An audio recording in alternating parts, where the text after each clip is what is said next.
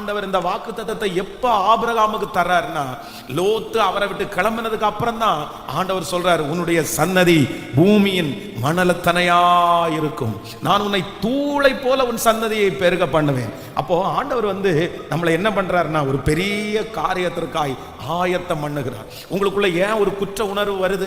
ஐயோ நான் தப்பு பண்ணிட்டேன்னு ஏன் வருது? கர்த்தர் உடனே ஆயத்தம் பண்ண சொல்றாரு. நீ ஆயத்தப்படு, நீ ஆயத்தப்படு. இந்த 11வது நாள் ஆண்டவர் சிலரை பார்த்து தீர்க்க தரிசனமா கர்த்தர் சொல்றாரு, நீ ஆயத்தப்படு, ஒரு பெரிய உயர்வுக்கு நீ ஆயத்தப்படு, உன்னை கொண்டு ஒரு மகிமையான காரியத்தை செய்ய போகிறேன், நீ ஆயத்தப்படு. திரள் கூட்டத்திற்கு முன்பாக நிற்பதற்கு நீ ஆயத்தப்படு, சாட்சியாய் வாழ போகிறாய், நீ ஆயத்தப்படு, உன்னை கொண்டு பயங்கரமான காரியத்தை நான் செய்ய போகிறேன், நீ ஆயத்தப்படு. நீ நினைப்பதற்கும் வேண்டுவதற்கும் அதிகமாய் நான் உனக்கு செய்ய போகிறேன், நீ ஆயத்தப்படு, நீ ஆயத்தப்படு, நீ ஆயத்தப்படு. கர்த்தர் சமூகத்துல உட்கார்ந்து ஆயத்தப்படுங்க. இந்த 100 நாட்களும் இன்வெஸ்ட்மெண்ட் மாதிரி நினைங்க. இது சாதாரணமானது அல்ல.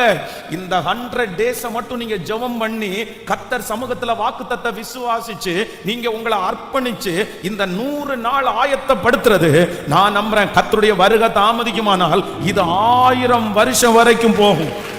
நமக்கு மட்டுமல்ல, நம்முடைய சன்னதிக்கு ஆசீர்வாதமாய் அமையும். வேதம் சொல்லுகிறது, யோபுனுடைய